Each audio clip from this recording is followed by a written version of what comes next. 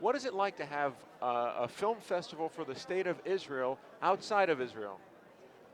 Well, for one thing, it's a big honor, and it's a great pleasure to see the excellence of Israel's film industry here in Los Angeles, the world's film capital. It's just wonderful. How, how does Los Angeles figure in the Galut, in the Jewish population outside of Israel? Oh, if you mean in terms of its numbers, it's of course very substantial, and it's a very important and influential community. It's a very Zionist community, and In, we're in terms of Israelis, as well. It's a very large Israeli community here. It's several hundred thousand Israelis, so it's a very big constituency for the consulate, for the state of Israel. And I think in recent years also, there's been a tremendous amount of energy and cooperation, and it's just a very exciting time to be here. what does this do, you think, for promoting Aliyah?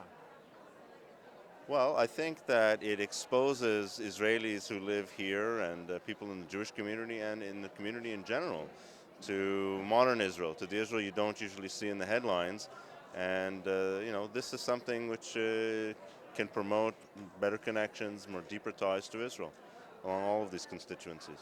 How much of a part of the initiative here is to get Israelis who have resettled to return? There are efforts along those lines to reach out to Israelis, but the film festival here is primarily about exposing the American audience, not only the Jewish one, to Israeli culture and the current Israeli film industry. That's the real purpose, and I think it's just a very wonderful vehicle for doing that. What do you think this does to convey the essence of Israel? Well, I think for one thing, when you see the film that we saw just now, Which was, the ballad, I forget the full name, but it was the Ballad of Spring. So you see, first of all, first-rate cinema. You see a very small country, but it just is so many domains of excellence, including that of cinema and of culture. So I think you come, face to face with that, and you just see also these wonderful works of film. in viewing this picture, as an Ashkenazi, myself, and I guess as yourself, you're Canadian originally? Born in Ottawa, yes. Well, okay, you're born in Canada. Uh, how representative of Israeli Sephardic culture you think a picture like this is? Well, certainly the music has got a tremendous influence on Oriental Sephardic music, the instruments, and also the scenery. You see it's almost a mystical hints of Israel, hints of Greece, Eastern Mediterranean. You're not quite sure which, so you definitely get this sense, and it conveys a sense of that side of Israel.